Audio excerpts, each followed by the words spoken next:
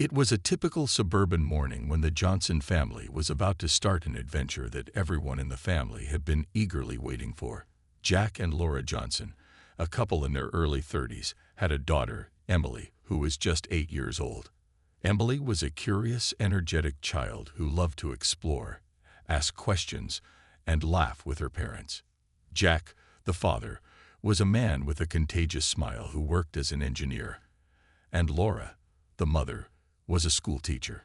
Life in their small town was calm and peaceful, and they had built a life that many people would describe as perfect. For months, Jack had been planning a special vacation for his little family. He knew how hard Laura worked, and he wanted to surprise her with a trip that would let them all forget about their busy lives and simply enjoy each other's company. Emily, always excited about new experiences, could hardly contain her excitement as the day of the trip finally arrived. The destination: a remote little village nestled in the mountains, far from the noise and rush of the city.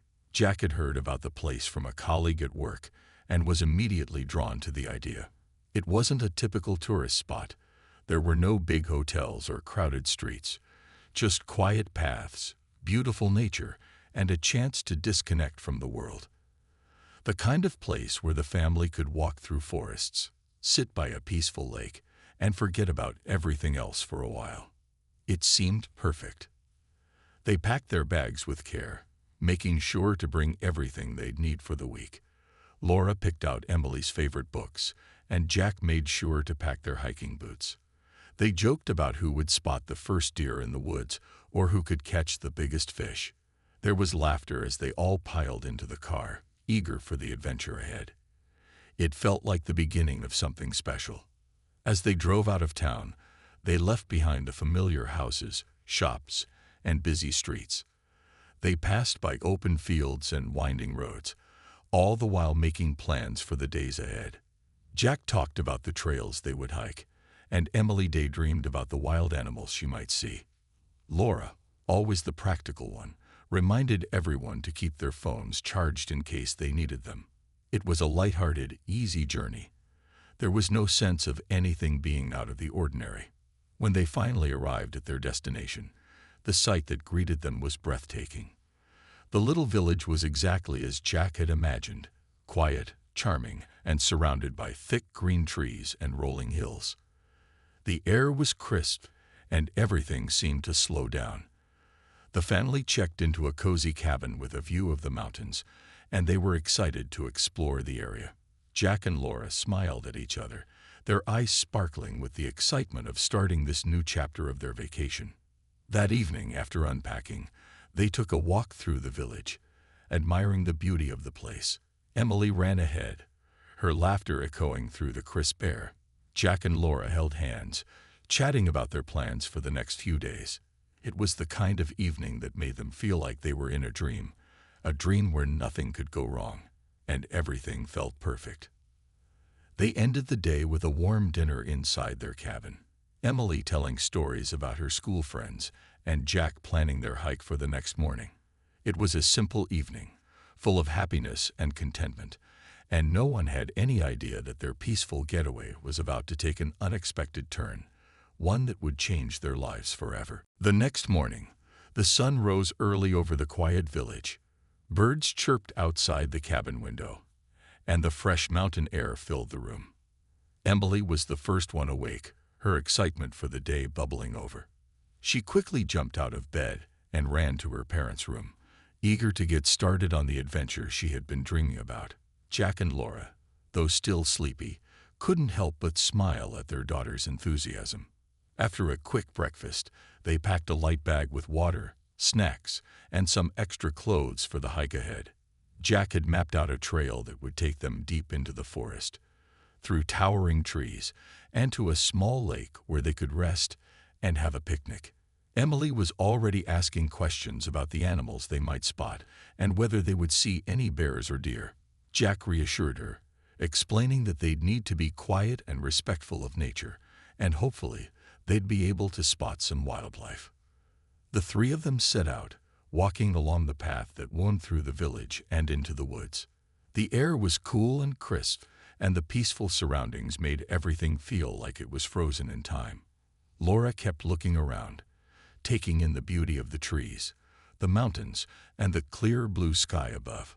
She had always loved nature, but today it felt even more special. It was just the three of them, away from everything, in a place where no one else seemed to be. As they ventured deeper into the woods, the trail grew quieter.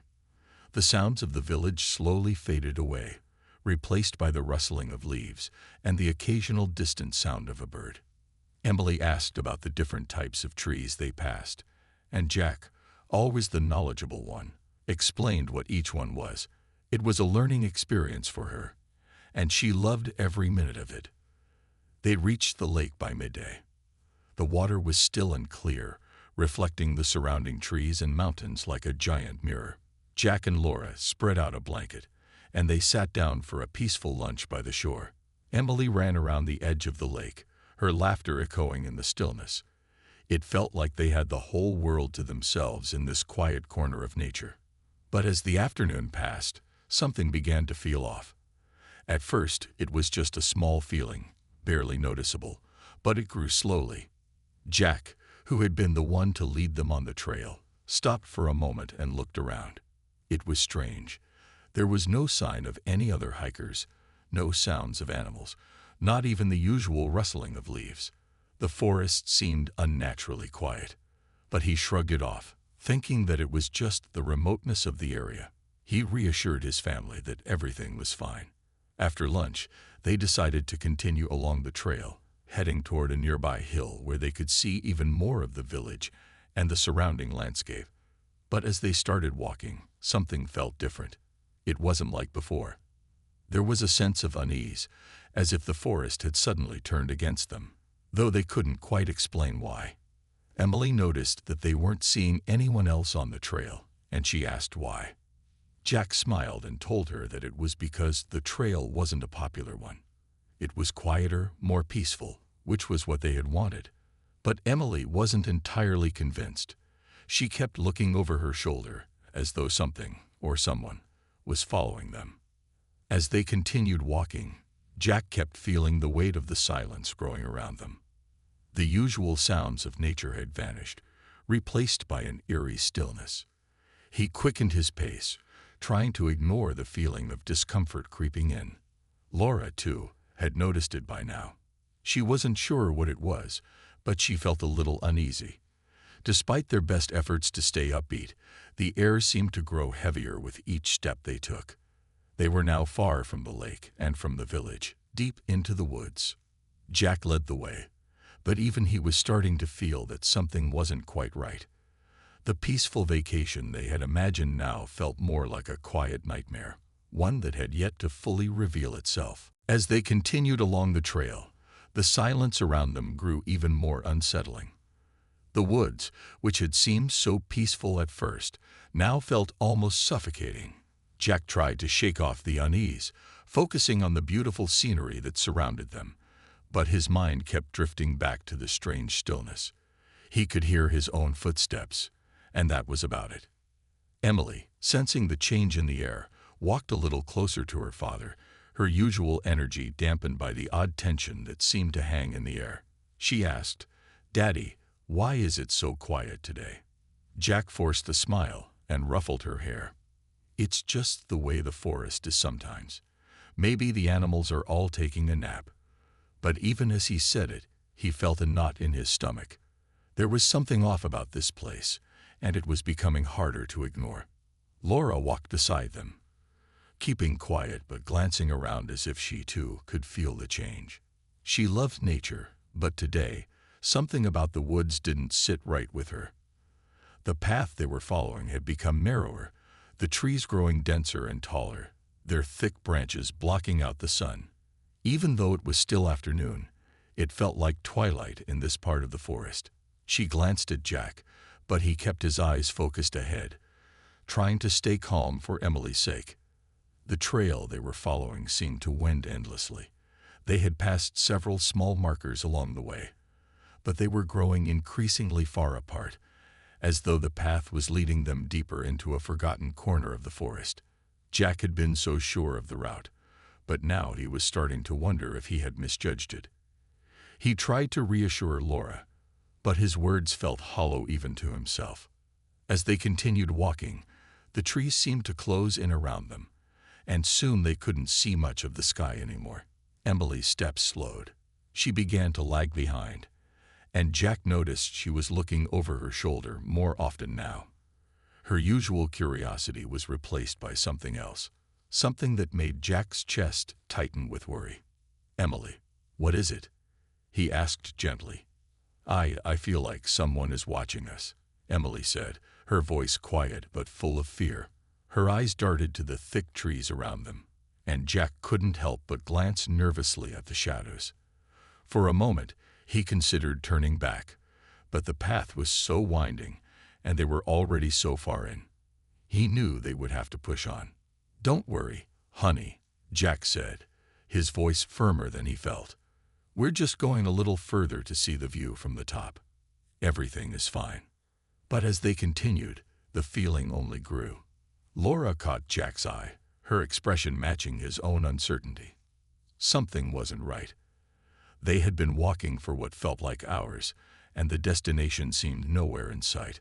The forest was so dense now, it was almost as if they were trapped in it. Jack, trying to stay calm, checked his watch. It was getting late in the afternoon, and they should have reached the hill by now. "Let's head back," Laura suggested, her voice steady but filled with a quiet worry. "It's getting late, and we don't want to be out here after dark." Jack nodded, agreeing that it was time to turn around. He wasn't sure why, but he had a strong sense that they had gone too far. As they began retracing their steps, the forest seemed to grow even more silent, if that was possible. The air felt thick and cold now, and Emily's footsteps were barely audible behind them. They didn't speak much as they walked. The tension between them grew heavier with each step. Soon, they found themselves at a familiar bend in the trail, but something was wrong. It wasn't the same path they had walked earlier. The trees, the rocks, and even the direction of the sun seemed different. Jack stopped in his tracks, his heart racing. He turned to Laura, his voice shaky. "We've been here before." But the trail was different. They couldn't recognize the markers or the way they had come. The path had changed. The forest had somehow twisted into something unfamiliar, something they couldn't understand. And that's when it hit Jack, the terrifying realization that they were lost. The realization that they were lost hit Jack like a cold wave. His heart started to race, and his mind struggled to make sense of the situation. They had been following the trail, confident that they would find their way. But now it felt as though the forest had swallowed them whole. It was as if the path had disappeared into thin air, and there was no way back to the cabin or the village. They were deep in the woods, surrounded by towering trees and thick brush, with no sign of the trail they had followed earlier. Jack looked at Laura, whose face was pale. She was trying to stay calm, but it was clear that she, too, was starting to panic. Emily, standing close to her father, was unusually quiet. She could feel the change in the air, the tension, the uncertainty, and she looked up at her parents, her small face full of confusion and fear. "Dad," Emily whispered, her voice trembling. "I don't like it here. Why are we lost?" Jack knelt down to her level, his hand shaking as he gently took her hands in his. "It's okay, Emily," he said, trying to sound more confident than he felt. "We just got turned around. We're not really lost. We'll find our way back. I promise." But even as he spoke, doubt began to creep into his own mind. The forest seemed so much larger now, its shadows growing longer as the day wore on. He could feel the weight of the silence around them, and the stillness in the air was beginning to make him uneasy. It wasn't just the quiet. There was something about the trees, the way they loomed overhead, as though they were watching them. "Jack," Laura said, her voice tight with worry, "we need to do something. We can't stay out here much longer. It's getting late." He looked around, trying to spot some sign of the path, but the forest seemed to stretch on endlessly in every direction. The familiar landmarks they had passed earlier were nowhere to be seen.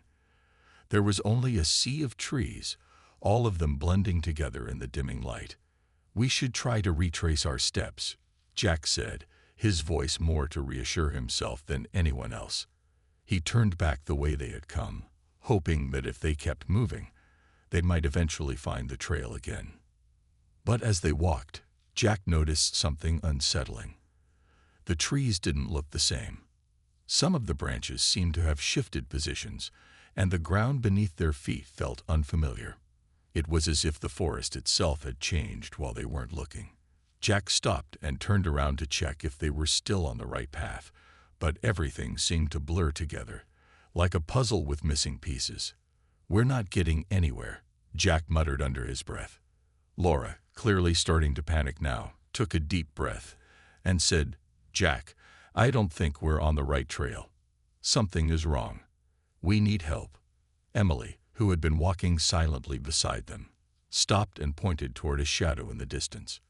"Look, what's that?" she asked, her voice full of confusion. Jack turned toward where Emily was pointing. In the distance, between the trees, he thought he saw a figure. It was hard to make out in the fading light, but it looked like someone, or something, moving in the shadows.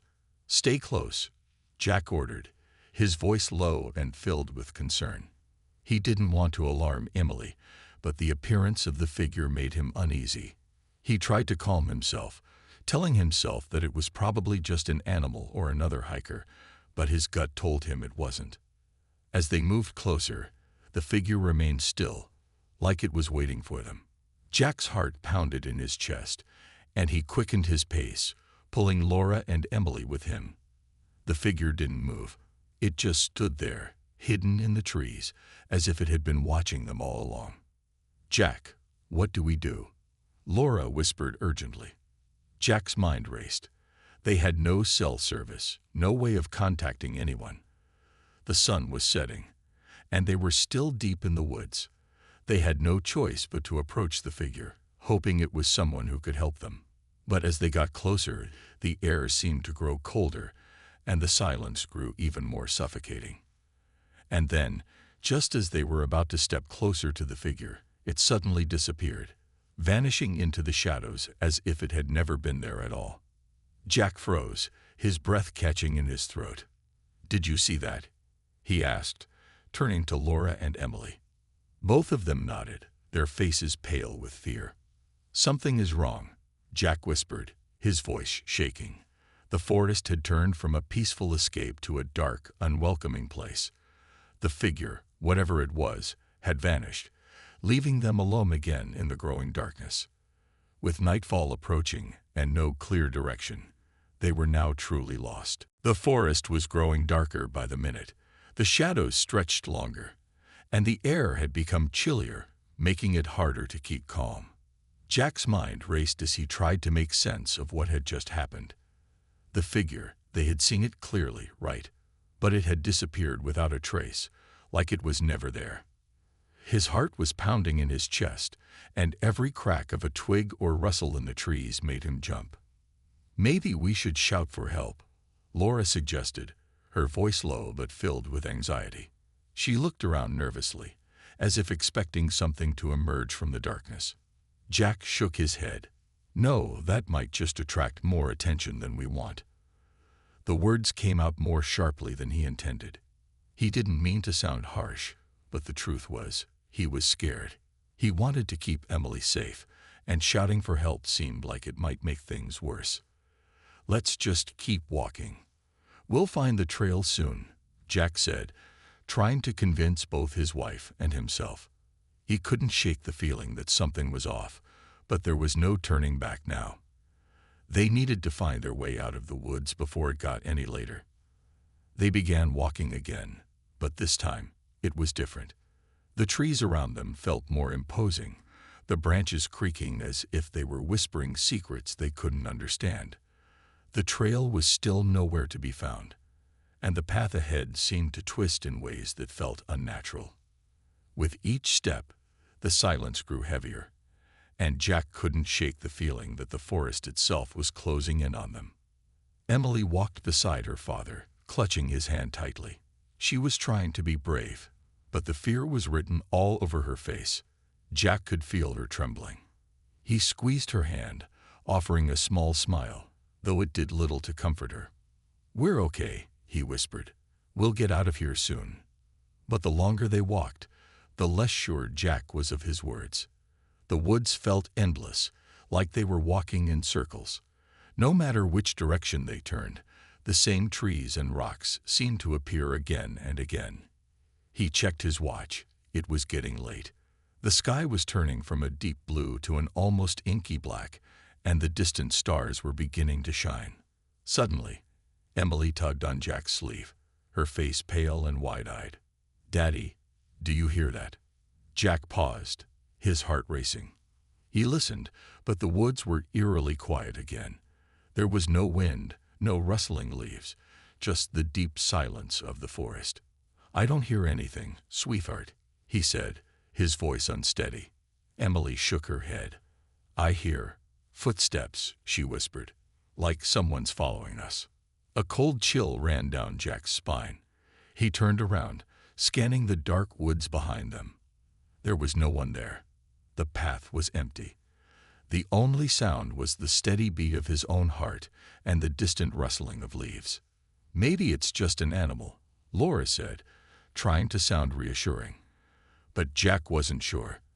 The feeling of being watched, the strange figure that had disappeared earlier, it was all starting to make sense in a way that scared him. Could they be lost in the forest? Or was something else going on? "Stay close," Jack ordered, his voice low. They walked faster now, trying to stay ahead of whatever might be lurking behind them. The footsteps, if they were real, were still there, echoing in the distance, soft at first, but getting louder with each passing moment. They turned another corner, and that's when Jack saw it.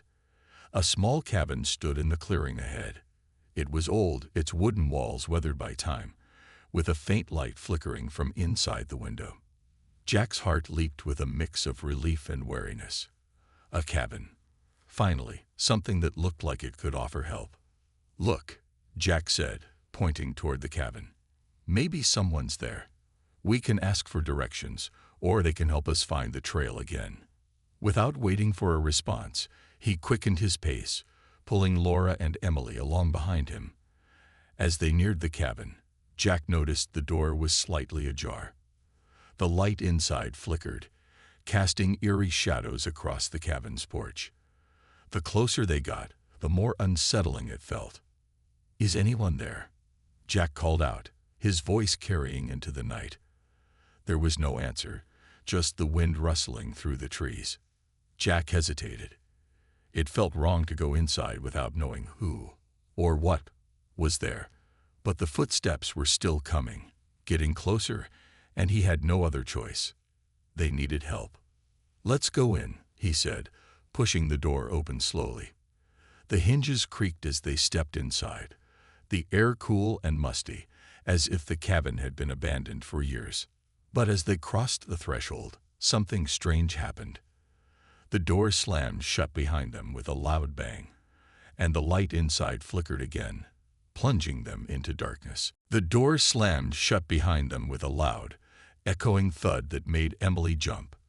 The sudden noise filled the cabin, and for a moment, no one moved. It was as if the darkness had swallowed them whole. Jack reached for his flashlight, his hands trembling, and flicked it on. The beam cut through the dark, illuminating the small, dusty interior of the cabin. The place looked old and abandoned. Cobwebs hung from the corners, and the wooden floor creaked with every step they took. The air inside was stale, as if the cabin had been empty for years. There was no furniture, just a few broken shelves and a small table near the far wall. The dim light flickered, casting strange shadows that made the whole place feel even more unsettling. "What is this place?" Laura whispered, her voice barely audible. Jack didn't answer. He was too busy scanning the room, trying to make sense of their surroundings. The door had locked behind them, but there was no key in sight. He tested the door handle, hoping it was just stuck, but it didn't budge. They were trapped inside. "We need to find a way out," Jack muttered, trying to keep his voice steady. But deep down, he felt the weight of fear settling in his chest. The footsteps they'd heard earlier were now gone, but the silence in the cabin was just as oppressive. It felt wrong, unnatural. "Maybe there's another way out," Laura suggested, her eyes scanning the small room. "A back door or a window." Jack nodded, but before he could say anything, Emily's voice interrupted him. "Look," she said, pointing toward the far wall. "There's something on the wall." Jack turned and saw what Emily was pointing at. A strange symbol was carved into the wooden boards. It was an odd shape, with lines that twisted and curved in patterns Jack didn't recognize. It looked almost like a map, but the markings didn't make any sense. "That's weird," Jack muttered. He stepped closer to the wall, shining the flashlight on the symbol. The light flickered again, and for a brief second, the pattern seemed to shift, almost as if the lines were moving. Jack blinked, but when he looked again, everything seemed still. "Do you think it's important?" Laura asked, her voice full of curiosity. "I don't know," Jack replied, still staring at the symbol. "But it's definitely strange." Before Jack could investigate further, the air in the cabin suddenly grew colder. Emily shivered and pulled her jacket tighter around her. Jack felt it too. A chill that seemed to come from nowhere. A bone-deep cold that sank into his skin. "We need to find the exit," Jack said again, his voice more urgent this time. He turned away from the wall and started toward the far side of the cabin, looking for a window or a door that might lead outside. But the deeper he went, the more he felt like the space was getting smaller, as if the cabin was closing in on them. Laura followed him, her face tense with worry. "This place is making me feel trapped," she said quietly. "I don't like it." Emily, still holding Jack's hand, looked up at him with wide, frightened eyes. "Daddy, what if we can't get out?" Jack squeezed her hand, trying to comfort her, but his mind was racing. He had to keep them calm. They had to stay together. "We will get out," he promised, though the words felt empty. He didn't know if he could keep that promise. They reached the back of the cabin and found another door, but it, too, was locked. Jack tried it anyway, pulling with all his strength, but it wouldn't open. He stepped back, frustrated and feeling helpless. "That's it," Laura said, her voice tight. "We need to find help." Jack looked around again, desperately searching for something that could explain what was happening. But the only thing he could see was the strange symbol on the wall. It seemed to mock him, as if it held some answer that he couldn't understand. Suddenly, a loud noise shattered the silence. A crash came from somewhere deep in the cabin, like something heavy had fallen or broken. Jack's heart skipped a beat, and his instincts told him to run. "What was that?" Laura gasped, her face pale. Jack held up a hand to silence her, listening carefully. For a moment, there was nothing. The crash had stopped, and the silence returned. But this time, the silence felt different, thicker, like something was waiting just beyond the edge of the flashlight's beam. "Stay close," Jack ordered quietly, his voice steady but strained. He began moving toward the source of the noise, unwilling to let fear take over. They had to find a way out. They had to keep going.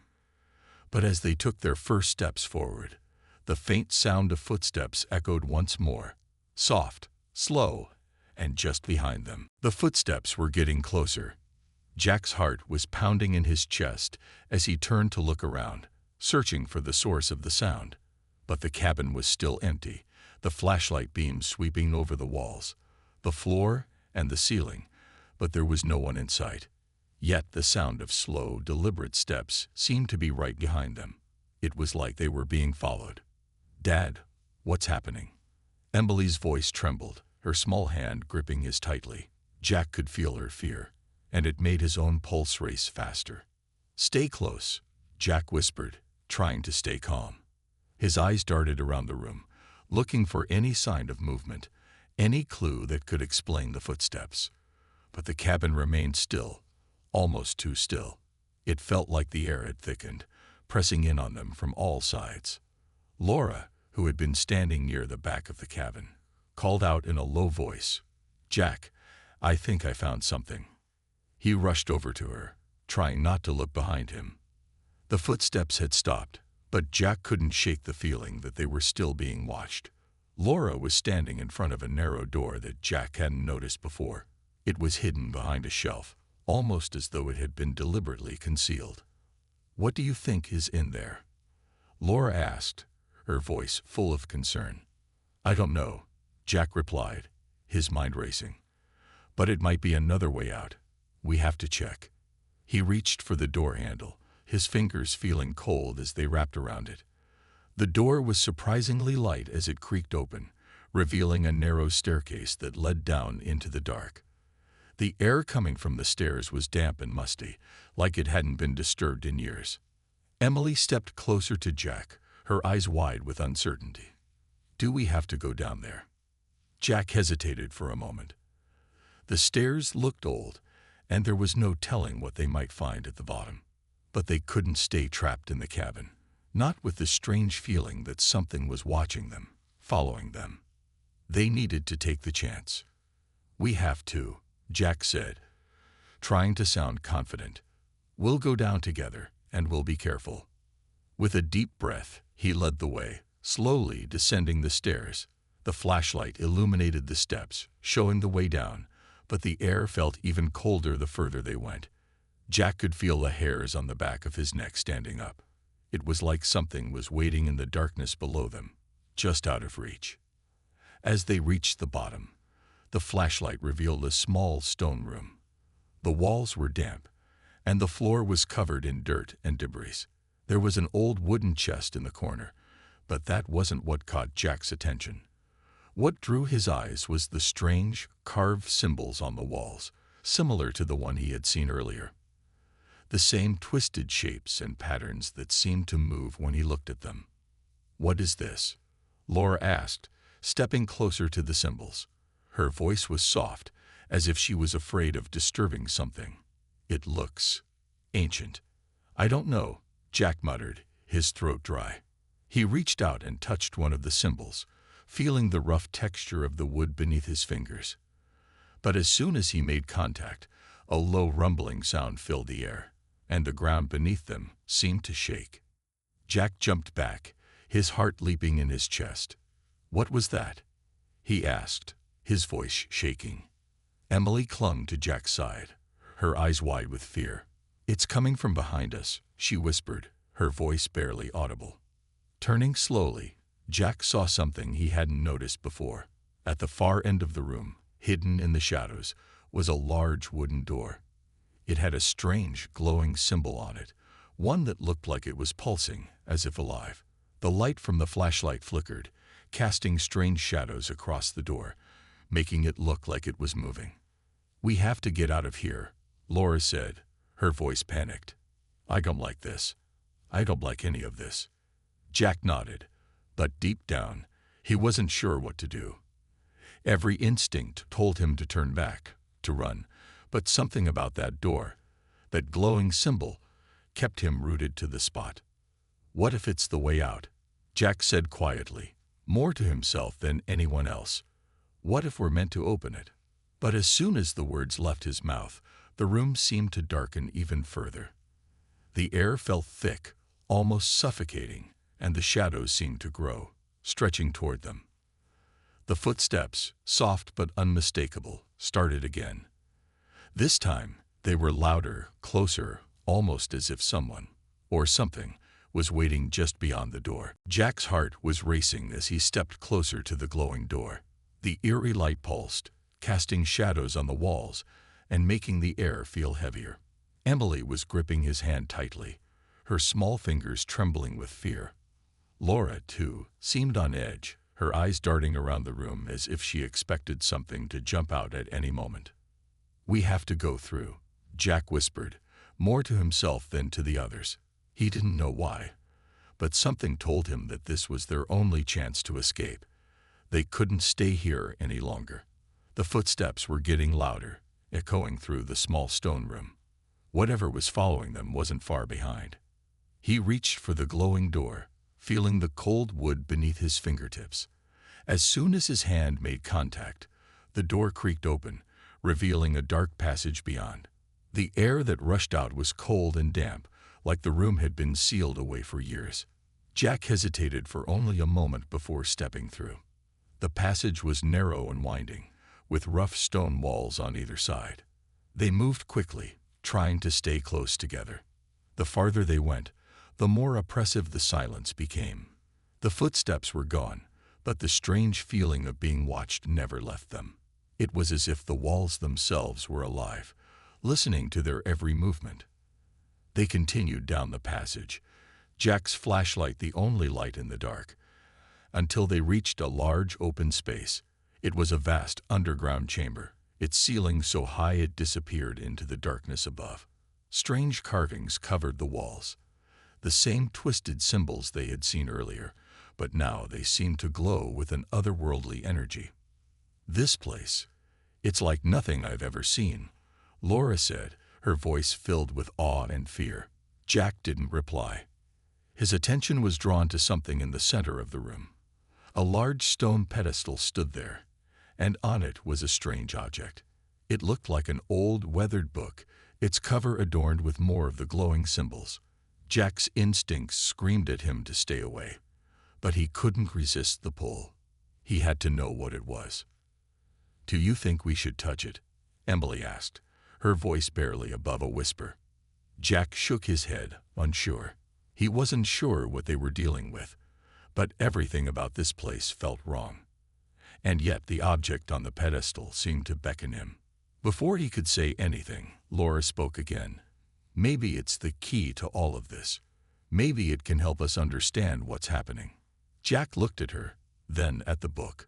The room was so silent now, it almost felt like the entire underground chamber was holding its breath. After a long pause, Jack stepped forward, his heart pounding in his chest. He reached for the book, the air growing colder with every movement. The moment his fingers brushed against the cover, a deep, rumbling sound filled the chamber. The ground beneath their feet shook, and the walls seemed to pulse with a strange energy. Jack stumbled back, nearly losing his balance as the book seemed to glow brighter, its symbols flashing with a fierce intensity. "Jack, what did you do?" Laura cried out, her voice full of panic. But Jack couldn't answer. The room was spinning, and a strange light filled his vision. He felt as if the very air around him was alive, wrapping around him like an invisible force. Emily screamed, her voice filled with fear, but Jack couldn't focus on her. Everything around him seemed to be distorting, twisting, like they were being pulled into another world. Suddenly, the spinning stopped. The room went completely still, and the light faded. Jack blinked, trying to make sense of what had just happened. The air felt different now, lighter, as if a weight had been lifted. He looked around. The underground chamber was gone. They were no longer in the dark, mysterious room. Instead, they were standing in the middle of a bright, sunny field.